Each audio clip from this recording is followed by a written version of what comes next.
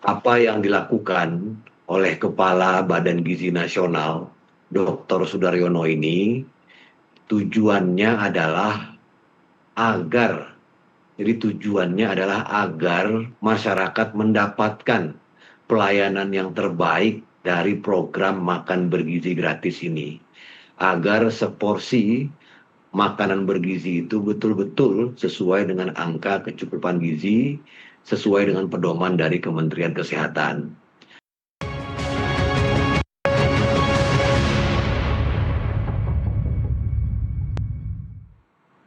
Anda kembali menyaksikan Nusantara Economic Update dalam segmen khusus Business Bites.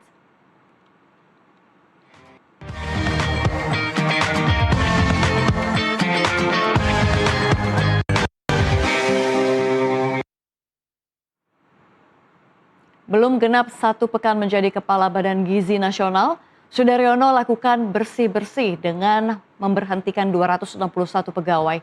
Selain itu sebanyak 833 dapur dihentikan, kegiatan operasionalnya lantaran ditemukan banyak sekali pelanggaran. Hal ini dikatakan Kepala BGN Sudaryono di kawasan Kebon Siri, Jakarta Pusat, Senin siang. Di hadapan wartawan, Sudaryono mengaku keputusan itu diambil setelah pihaknya menggelar rapat pimpinan mengenai evaluasi tata kelola MBG. Salah satu langkah Sudaryono adalah menindak 261 pegawai yang terdiri dari 224 pegawai non-ASN di tengah dan juga tenaga ahli akibat tindakan indisipliner pelanggaran berat. SPPG juga tidak luput dari sasaran, suspend atau pemberhentian operasi dilakukan terhadap 833 SPPG. Suspend terkait temuan keracunan, peringatan kebersihan dan juga sanitasi yang tidak diperbaiki. Per hari ini, tanggal 27 Juli 2026, kami mencoba untuk bersih-bersih, kami mencoba untuk kemudian yang melanggar kami berikan sanksi, dan hari ini kami beri pengumuman bahwa per hari ini kami telah memberhentikan 261 pegawai non-ASN, ya, yang terdiri dari 224 pegawai non-ASN dan 37 tenaga ahli. Selain itu, kami telah menemukan ada 883 dapur yang kami suspend per hari ini, yang terdiri dari 98 di wilayah 1, wilayah Sumatera, 311 di wilayah Jawa dan Madura, dan wilayah 3, 424 dengan total sebagaimana di layar 833. Dapur yang disuspend secara permanen ini itu bukan kayak yang lalu, misalnya dulu kan disuspend tapi tetap dibayar. Kalau ini udah suspend, tutup, nggak dibayar. Kepercayaan menjadi kunci dalam menjaga stabilitas ekonomi dan keberhasilan program pemerintah. Di tengah transisi kepemimpinan Bank Indonesia dan juga langkah pembenahan di Badan Gizi Nasional, bagaimana dampaknya terhadap kepercayaan publik dan juga pasar? Kami akan membahasnya bersama Direktur Eksekutif Indef Esther Sri Astuti dan juga Hariko Satria, tenaga ahli Badan Komunikasi Pemerintah yang akan bergabung secara daring. Dan saya terlebih dahulu akan menyapa Ibu Esther. Ibu Esther, selamat pagi dengan Safira di studio, Bu Esther. Pagi Mbak Safira. Terima kasih atas waktunya. Bu Esther, kalau misalnya kita lihat ini sudah jelas banget Sudaryono nih langsung bergerak cepat begitu ya, bersih-bersih BGN. Tapi kalau misalnya kita lihat tentu saja ini kan secara keseluruhan pemerintah melakukan penataan organisasi dan juga penegakan disiplin dari BGN itu sendiri. Dari perspektif tata kelola ekonomi publik, apakah langkah ini menjadi fondasi penting untuk menjaga kredibilitas program makan bergizi gratis, Ibu Esther? Iya, saya rasa ini langkah dari Kepala BGN yang baru ini bisa diapresiasi ya, karena dengan adanya program bersih-bersih itu kan berarti kredibilitas dari program MBG ini kan akan lebih terjaga gitu kan. Nah, namun demikian dari yang semua yang SPPG yang diberhentikan karena mungkin karena sanitasinya atau higienitasnya itu tidak bagus. Nah ini, harus menjadi evaluasi ya buat, program MBG di tempat lain. Nah di sisi lain juga kalau kita lihat program MBG ini kan, masif gitu ya. Nah seharusnya memang, dengan mempertimbangkan kapasitas ekonomi dari pemerintah, ini juga, menjadi catatan gitu agar, harusnya ada pilot project dulu gitu Mbak Safira. Oke, baik. Saya akan ke Pak Hariko terlebih dahulu. Pak Hariko, apa kabar dengan Safira di studio, Pak? Baik, terima kasih Mbak Safira, Mbak Ya, Esther, terima kasih. baik. Ya, Melanjutkan pertanyaan tadi, bagaimana pemerintah memastikan pembenahan ini berjalan menyeluruh dan juga berkelanjutan? ya, terima kasih Mbak Safira. Jadi seperti sama-sama sudah kita ketahui kemarin, Badan Gizi Nasional telah memberhentikan 261 orang personel non-ASN, 37 orang tenaga ahli, dan 224 non-ASN. Kemudian 24 orang ASN sedang menjalani proses kasus disiplin dan 9 orang ASN diantaranya terancam untuk dipecat ya. Mhm. Kemudian 883 dapur juga ditutup permanen. Jadi inilah langkah nyata dari kepemimpinan Dr. Sudaryono di Badan Gizi Nasional untuk memperbaiki program makan bergizi gratis. Nah, Mbak Safira, Mhm. apa yang dilakukan oleh Kepala Badan Gizi Nasional, Dr. Sudaryono ini, tujuannya adalah agar, jadi tujuannya adalah agar masyarakat mendapatkan pelayanan yang terbaik dari program makan bergizi gratis ini. Agar seporsi makanan bergizi itu betul-betul sesuai dengan angka kecukupan gizi, sesuai dengan pedoman dari Kementerian Kesehatan. Kemudian apa yang dilakukan oleh Kepala BGN, Dr. Sudaryono ini, tujuannya ini juga selaras dengan apa yang disampaikan oleh Presiden Prabowo. Jadi Presiden Prabowo itu selalu mengatakan, bersihkan dirimu, Mhm. bersihkan lembagamu sebelum kau dibersihkan. Jadi kami sangat mengucapkan terima kasih atas respon positif dari seluruh masyarakat atas perbaikan dalam program makan bergizi gratis ini. Dan kami meminta terus berikan kritik, terus berikan saran, karena memang program makan bergizi di Indonesia ini baru berjalan 19 bulan. Kalau di Spanyol itu sudah 120 tahun ya. Di Jepang itu sudah 72 tahun. Di Amerika apalagi sudah 80 tahun. Kita baru, artinya kritik dan saran itu betul-betul bermanfaat untuk perbaikan. Dan banyak sekali sumber perbaikan. Yang pertama tentunya evaluasi yang menyeluruh dari Presiden Republik Indonesia. Kemudian pengawasan dari DPR RI. Kemudian kritik dan saran dari masyarakat terbukti sangat bermanfaat, termasuk acara kita pada pagi hari ini, Dialog di Nusantara TV, dan banyak-banyak dialog sebelumnya, banyak sekali memberikan masukan dan perbaikan kepada program makan bergizi gratis. Dan Pak Sudaryono sudah mengatakan di BGN sekarang ini super team ya, bukan Superman. Jadi Kepala BGN Pak Sudaryono Baik, orang ya baik, baik. gimana Mbak? Jadi itu pesan utama yang disampaikan Presiden melalui langkah-langkah penataan besar-besaran ini ya, Pak Hariko ya. Bersihkan Ya, seluruhnya. Ya, Bu ya. Es, ya. Memang Pak Mhm. Prabowo selalu mengingatkan ada salah satu yang sering disampaikan oleh Presiden Prabowo sebelum pelantikan, kemudian saat pelantikan, bahkan setelah pelantikan beliau selalu menyampaikan, Mhm. bersihkan dirimu, bersihkan lembagamu sebelum kau dibersihkan. Karena memang masalah korupsi ini sudah luar biasa ya di Indonesia ya. Apa yang tidak dikorupsi ya? Haji dikorupsi, zakat juga ada berita korupsinya, kemudian bansos juga korupsi, dulu pernah pengadaan Al-Quran juga dikorupsi. Maka kami sangat memahami ketika masyarakat mencurigai ada korupsi dalam program makan bergizi gratis ini. Oleh karena itu, sekarang sudah ditangani orang-orang yang diduga korupsi. Sejauh ini kalau tidak salah lebih kurang sudah 7 orang yang diproses tersangka korupsi dan ditahan.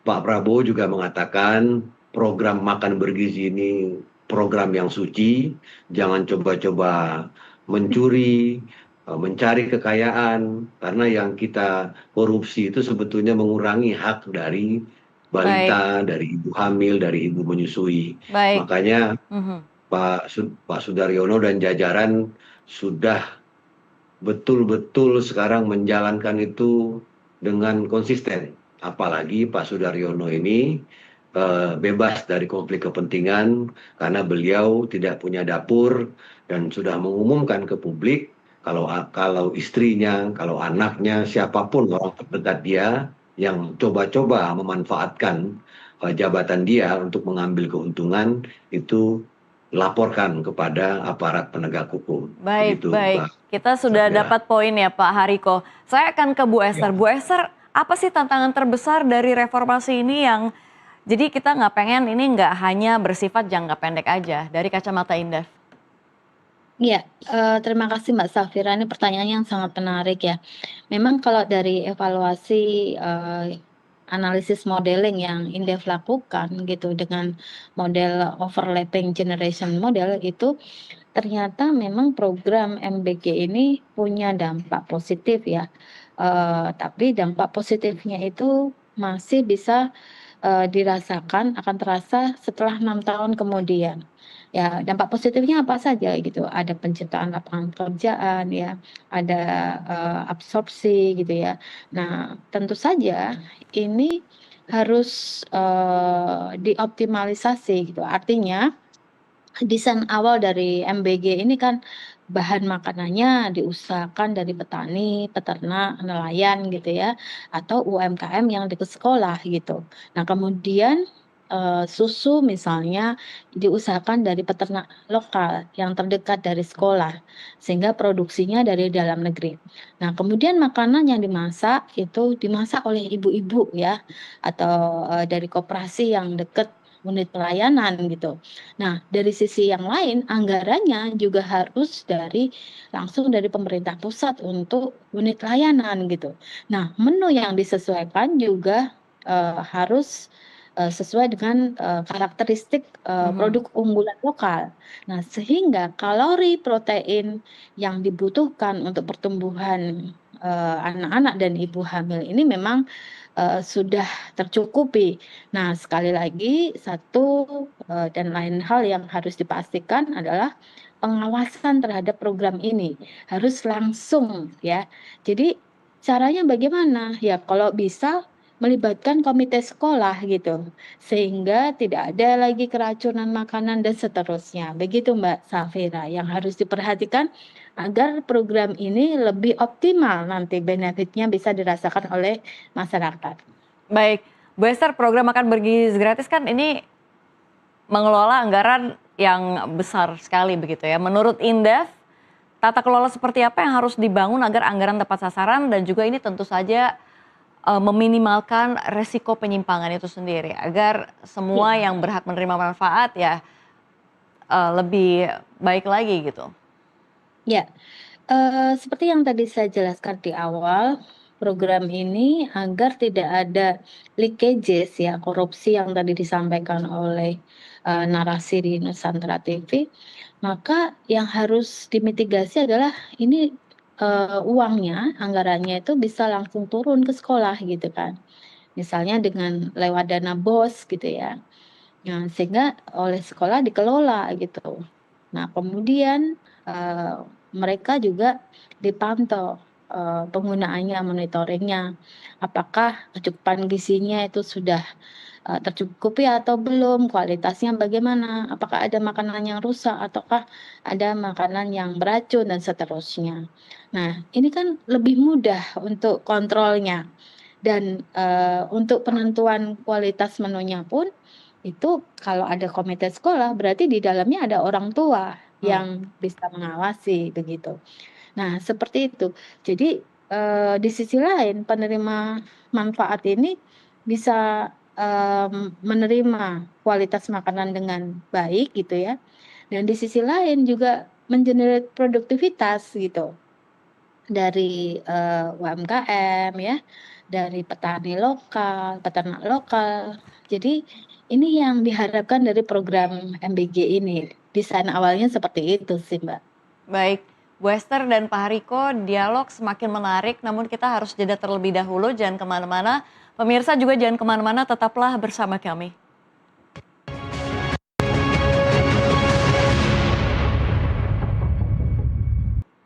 Presiden Prabowo Subianto menerima pejabat sementara Gubernur Bank Indonesia Destri Damayanti di Istana Kepresidenan Jakarta. Pertemuan perdana itu berlangsung setelah Destri resmi menjalankan tugas sebagai PJS Gubernur BI menyusul pengunduran diri Peri Warjio. Usai pertemuan, Destri menegaskan belum ada pembahasan mengenai sosok Gubernur Bank Indonesia definitif. Menurutnya, proses pengisian jabatan tersebut sepenuhnya mengacu pada mekanisme yang diatur dalam Undang-Undang Bank Indonesia. Sesuai aturan, Presiden akan mengajukan calon Gubernur BI yang kemudian harus mendapat persetujuan DPR sebelum dilantik. Sementara itu, Destri menjalankan tugas sebagai pejabat sementara berdasarkan ketentuan yang menetapkan Deputi Gubernur Senior menggantikan peran Gubernur hingga pejabat definitif ditetapkan.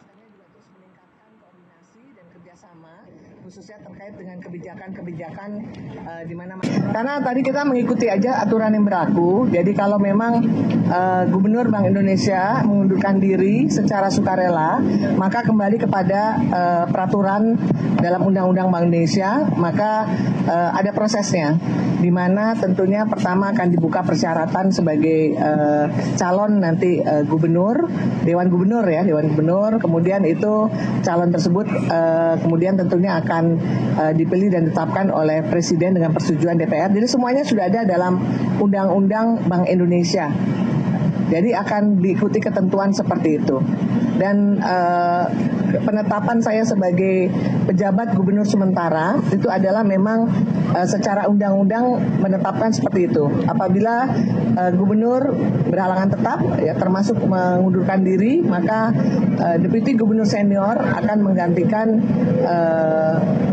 peran dari gubernur itu sebagai pejabat gubernur sementara sampai nanti yang definitif proses akan dimulai oleh Presiden. Begitu.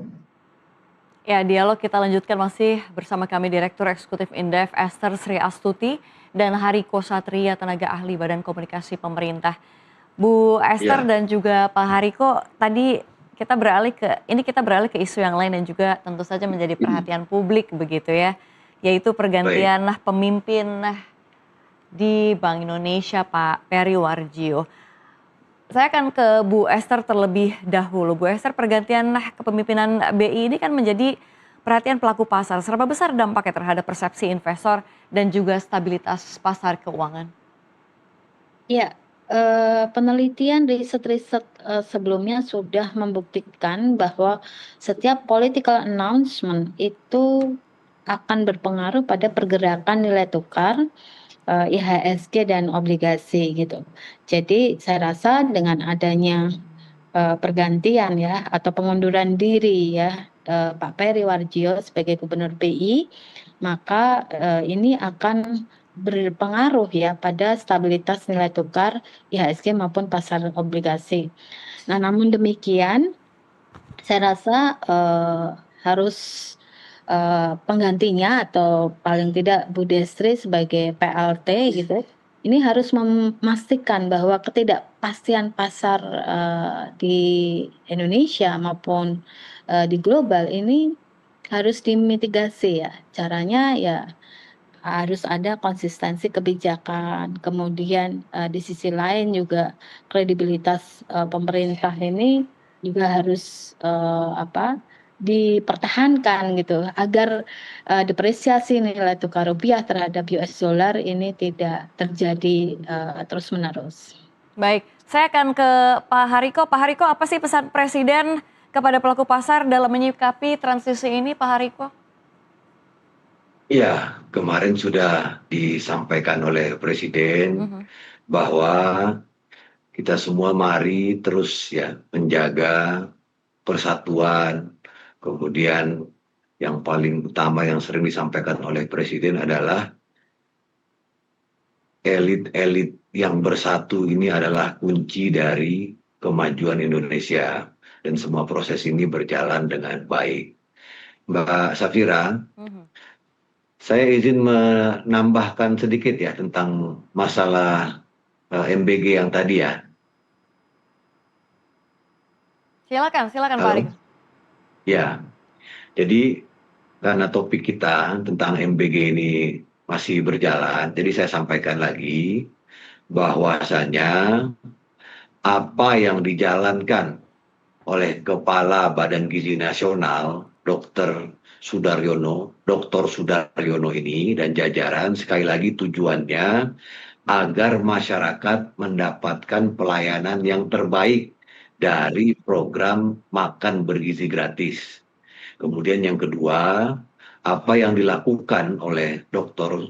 Sudaryono ini sudah selaras dengan apa yang disampaikan oleh Presiden, bersihkan dirimu, bersihkan lembagamu sebelum kau dibersihkan. Dan yang paling penting adalah Pak Sudaryono sebagai Kepala BGN ini sangat menghargai para pegawainya, kemudian jajaran-jajaran di SPPG yang sudah bekerja dengan jujur dan sudah bekerja dengan baik.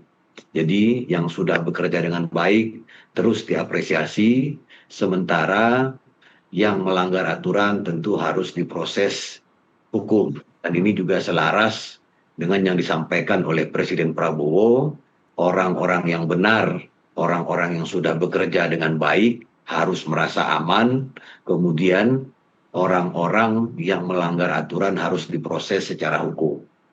Nah, terkait dengan yang disampaikan oleh Ibu Safira tadi, mengenai teknis pelaksanaan, apakah menggunakan SPPG ataupun menggunakan kantin sekolah, ini pilihannya tentu tidak hitam putih. Kalau kita lihat di negara-negara maju seperti di Finlandia atau di Jepang, itu mereka juga menggunakan central kitchen atau dapur umum ya. Jadi pola dapur umum yang ada di Indonesia itu agak mirip dengan pola yang ada di Jepang. Nah, bagaimana dengan daerah-daerah yang sulit dijangkau? Ini bisa menggunakan kantin sekolah. Tapi sekali lagi, terima kasih Mbak Esther. Presiden sudah menyampaikan soal ini. Presiden meminta agar hal ini benar-benar dikaji. Jadi kita tidak bisa buru-buru agar pilihannya itu benar-benar tepat. Dan di Singapura kemarin ada juga saya lihat satu berita itu memang sudah mulai ada tren dari dapur sekolah kemudian ditarik menjadi central kitchen atau menjadi dapur umum atau semacam SPPG di Indonesia. Alasan utamanya tentu efektivitas ya. Kalau di beberapa negara lain yang kita lihat itu, atau secara kalau kita membeli bahan baku untuk 3.000 orang di dapur umum tentu itu lebih efisien ketimbang untuk sekolah yang siswanya misalnya 200. Demikian juga dengan standar gizinya, pemeriksaan BPKP-nya, kemudian beban guru. Tentu kita tidak ingin ada kejadian-kejadian misalnya para guru ada bermasalah, kemudian memakai baju oranye, kemudian dilihat oleh para murid-muridnya. Jadi pola-pola ini masih sedang dikaji secara mendalam. Nah, apa sebetulnya kalau kita mau kaji ya, apa sebenarnya tujuan dari program makan bergizi gratis ini? Jadi Mengapa? Kan pertanyaannya begini Mbak Safira.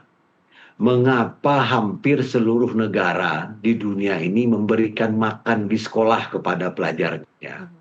Jadi tujuannya adalah pemerataan kualitas SDM sejak dini. Baik, Kemudian memperkuat persaudaraan dan membangun budaya sehat.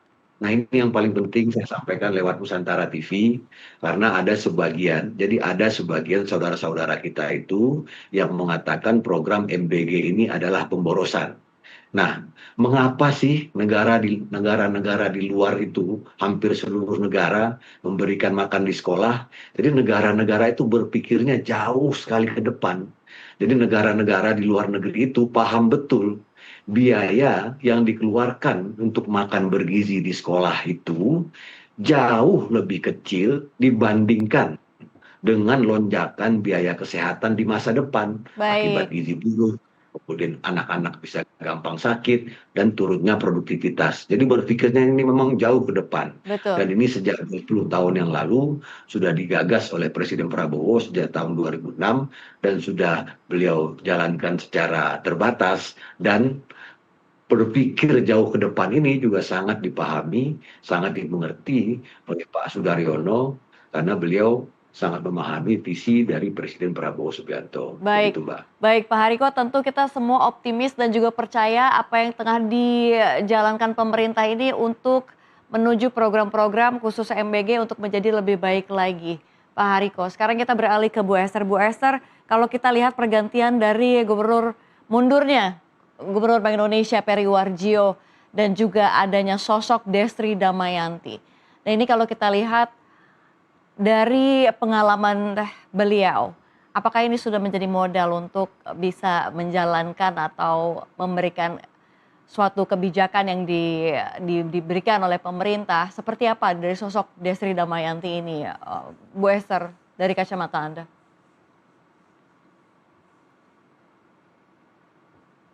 Bu Esther, suaranya masih di mute, mohon maaf. Bu Desri Damayanti yang saya kenal, beliau punya track record yang panjang ya, tidak hanya sebagai akademisi gitu, beliau dulu pernah punya pengalaman kerja di Universitas Indonesia, kemudian, di Bank Mandiri ya, dan sebagai, salah satu, begawan ekonomisnya ya, kemudian, di LPS dan kemudian, Indonesia. Namun demikian, kalau kita lihat tentu saja, pasti ada kandidat lain ya, yang nanti kita memilih yang terbaik dari yang terbaik gitu kan. Nah, yang perlu garisbawahi tidak hanya kompetensi dalam bidang moneter ya, tetapi juga kompetensi di bidang, fiskal, kemudian sektorial, pemahaman, terhadap sektorial. Karena pada dasarnya tugas pokok Bank Indonesia ini kan tidak hanya stabilitas nilai tukar, tetapi stabilitas harga gitu ya. Nah, untuk bisa menjaga stabilitas harga ini, kita juga harus paham bahwa supply dan demand ini harus equilibrium. Ketika supply-nya itu kurang, demand-nya itu, meningkat, ini, stabilitas harga menjadi pertaruhan. Nah, sosok, Gubernur Bank Indonesia ini tentu harus menguasai itu ya. Terus satu lagi, tidak terafiliasi dengan, partai politik gitu, karena untuk menjaga independensi dari bank sentral itu sendiri. Begitu Mbak, menurut saya. Baik, saya akan ke Pak Hariko. Pak Hariko, nggak apa-apa saya bahas sedikit soal pergantian mundurnya Pak Peri Warjio dan juga adanya PJS Ibu Destri. Ini sedikit aja Pak Hariko. Ini bagaimana pemerintah memastikan proses penetapan Gubernur Bank Indonesia berjalan sesuai aturan dan tetap menjaga independensi Bank Indonesia.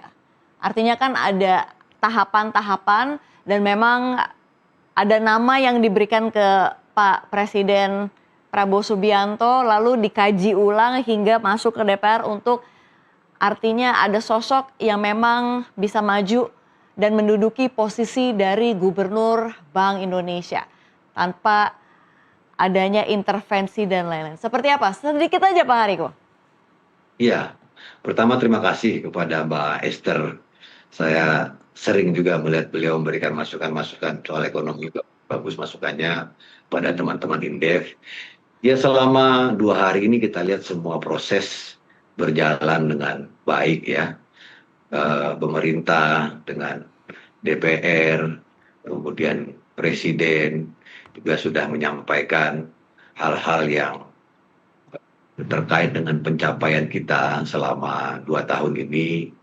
Jadi kita dukung sepenuhnya langkah-langkah yang diambil oleh pemerintah, kemudian berkoordinasi dengan DPR. Kita optimis ekonomi kita akan terus membaik, apalagi di tahun 2026 ini kami melihat awalnya masyarakat itu ada kritik masukan terhadap koperasi desa Merah Putih. Sekarang perlahan-lahan bertahap dijelaskan. Misalnya di Indonesia ini ada 3 bentuk usaha lah sekurang-kurangnya. Ada perusahaan swasta, ada BUMN, kemudian ada koperasi, dan di antara 3 bentuk usaha ini, koperasi ini memang yang terlihat cukup lemah. Maka itulah dasar dari program prioritas Presiden Prabowo untuk mendirikan koperasi agar ekonomi saudara-saudara kita di desa, di pesisir itu juga ikut maju. Dan banyak hal-hal lain yang membuat kita optimis, antara lain dengan adanya program cek kesehatan gratis, kesadaran kesehatan juga sudah semakin meningkat karena sudah 100 juta orang yang sudah diperiksa. Jadi ini semuanya terkait erat dengan produktivitas kita di bidang ekonomi dan program-program lainnya. Jadi apa yang kita lihat di atas sekarang ini sangat bagus. Jadi terjadi koordinasi yang baik dengan DPR maupun pihak-pihak lainnya. Kemudian pemerintah juga terus mencatat dan mendengar masukan-masukan dari masyarakat. Bahkan termasuk untuk anggaran makan bergizi gratis ini. Saya ingat banget waktu kampanye itu Mbak Sat triliun. Kemudian setelah Pak Prabowo terpilih itu 335 triliun. Kemudian diefisiensikan lagi menjadi 268 triliun. Baik. Kemudian sekarang diefisiensikan lagi menjadi 229 triliun. Jadi secara umum keuangan negara kita baik. Mudah-mudahan dengan pergantian ini kita optimis akan semakin membaik. Oke, baik Pak Hariko, Bu Esther, terima kasih atas dialog kita pada pagi hari ini. Sehat dan sukses selalu untuk Anda. Sampai jumpa di kesempatan lainnya Pak Hariko dan Bu Esther. Terima kasih. Terima kasih Mbak Safira, Pak Terima Hariko. kasih Mbak Esther. Siap. Memiliki ijazah perguruan tinggi dulunya dianggap tiket emas kemakmuran, namun realitasnya kini jutaan sarjana baru tercatat tiap tahun. Sementara ribuan justru terperangkap dalam ketidakpastian kerja. Apakah Indonesia benar-benar surplus sarjana atau struktur ekonomi kita yang kurang wadah? Kami akan mengupasnya usai jeda dalam segmen Bedah Data. Tetaplah bersama kami.